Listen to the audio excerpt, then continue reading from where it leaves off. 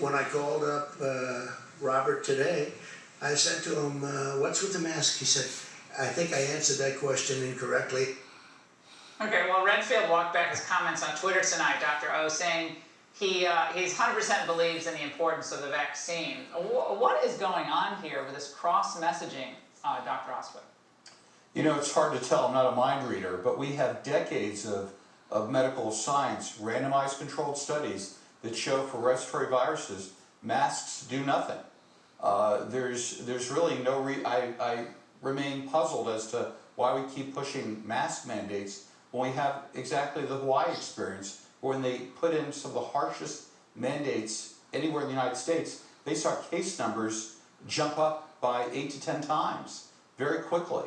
I mean, what we're seeing is not anymore really a pandemic. We're seeing sort of a case-demic, and you're seeing a lack of acuity. Masks have nothing to do with any of this. Now, Biden also reminded us that the states, Alex, are not going to have much power in his COVID response. Watch. Right. Uniform national guidelines. We need national guidance as the basis upon which you can open up. There's no national criteria. What's the national criteria for opening schools? They still don't have one. We have to have this national mandate. Alex, this is code for widespread lockdowns, rolling lockdowns, is it not?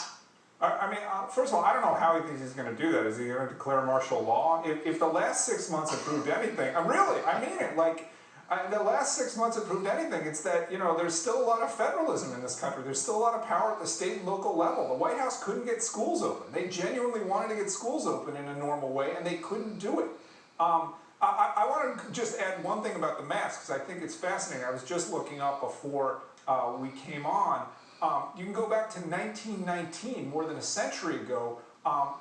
In California, they looked at whether or not masks had done anything. They called them gauze masks then. You can find this online.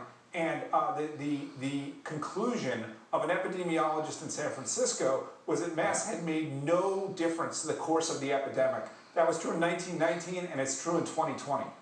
Now, Biden is claiming, guys, that he follows the science, only the science. So it was a shock to hear him make this wild prediction. Cases and deaths are going to spike this November, and an additional by 215,000 Americans, they say, are going to die. If there's universal masking, these deaths could be, projected deaths could be cut in half. Dr. Oswick, first of all, it takes your breath away. It's ridiculous, Laura. The reality is, if I thought that Joe Biden was coming up with this stuff on his own and not being given this by his minders, I'd take it as prima facie evidence of mental decline.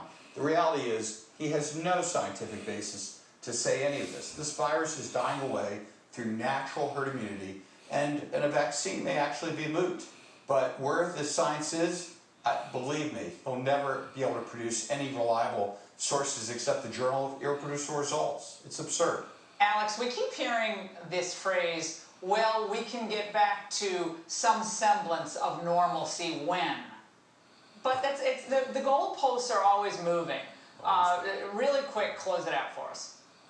Sure. Well, first of all, Biden is talking about the models, University of Washington models, and those people have been wrong since March, and they continue to be wrong to this day. If an asteroid hits the Earth in December, 1 million people might die. That's about as likely as what he is predicting right now. Yeah. If you look, the reason that this post-November prediction is